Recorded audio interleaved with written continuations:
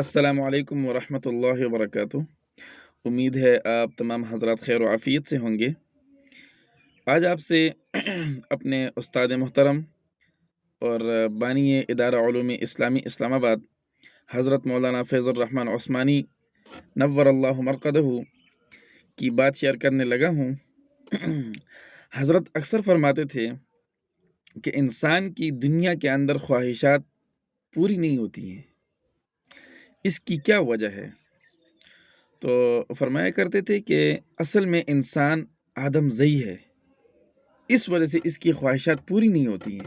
آدم زئی کیسے ہے کہ اس انسان نے جنت کی نعمتوں کو دیکھا ہے، جنت کی نعمتوں کو چکھا ہے، جس وجہ سے یہ جو دنیا کی جتنی بھی نعمتیں ہیں وہ جنت کی نعمتوں کے مقابلے میں حقیر اور چھوٹی ہیں۔ اس وجہ سے انسان کی خواہشات پوری نہیں ہوتی۔ السلام علیکم ورحمۃ اللہ وبرکاتہ۔